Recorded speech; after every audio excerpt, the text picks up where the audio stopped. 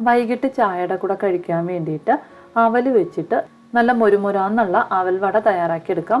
അതിനായിട്ടൊരു ബൗളിലേക്ക് 2 കപ്പ് അളവിൽ അവൽ ചേർത്ത് കൊടുത്തിട്ടുണ്ട്. ഇതിലേക്ക് 1 കപ്പ് വെള്ളം കൂടി ഒന്ന് ചേർത്തതിന് ശേഷം ചെറുതായിട്ടൊന്ന് വാഷ് ചെയ്ത് വെള്ളം പൂർണ്ണമായിട്ടൊന്ന് പിഴിഞ്ഞ് മാറ്റിയതിന് ശേഷം ഒരു ബൗളിലേക്ക് ഒന്ന് ഇട്ട് കൊടുക്കാം. ഇനി ഇതിലേക്ക് 2 സ്പൂൺ അളവിൽ അരിപ്പൊടിയും 3 സ്പൂൺ അളവിൽ അത്യാവശ്യം കട്ടിയുള്ള പുളിപ്പില്ലാത്ത തൈരും കൂടി ഒന്ന് ചേർത്തതിന് ശേഷം ചെറിയൊരു കഷ്ണം ഇഞ്ചി ചെറുതായിട്ട് അരിഞ്ഞതും 3 പച്ചമുളക് ചെറുതായിട്ട് അരിഞ്ഞതും 1 സവാള ചെറുതായിട്ട് അരിഞ്ഞതും കുറച്ച് മല്ലിയിലയും കറിവേപ്പിലയും കൂടി ഒന്ന് ചേർത്തതിന് ശേഷം ആവശ്യത്തിനുള്ള ഉപ്പ് കൂടി ഒന്ന് ചേർത്ത് വെള്ളമൊന്നും ചേർക്കാതെ തന്നെ നന്നായിട്ടൊന്ന് കുഴച്ചെടുക്കാം. അതിനുശേഷം നമ്മൾ കുഴച്ച് വെച്ചിട്ടുള്ള അവൽ കുറേശ്ശായിട്ട് എടുത്ത് ഒന്ന് ഉരുളയാക്കിയതിന് ശേഷം ഉള്ളം കയ്യിൽ വെച്ചിട്ട് ഒന്ന് പ്രസ് ചെയ്ത് പരിപ്പ് വടയുടെ ഷേപ്പിലൊന്ന് ആക്കിയെടുക്കാം. അതിനുശേഷം നമുക്കിത് എണ്ണയിലേക്ക് ഇട്ടൊന്ന് ഫ്രൈ ചെയ്തെടുക്കാം. അപ്പോൾ എണ്ണ ഒരു മീഡിയം ഫ്ലെയിമിൽ വെച്ചിട്ട് വേണം ഇതൊന്ന് ഫ്രൈ ചെയ്തെടുക്കാനായിട്ട്.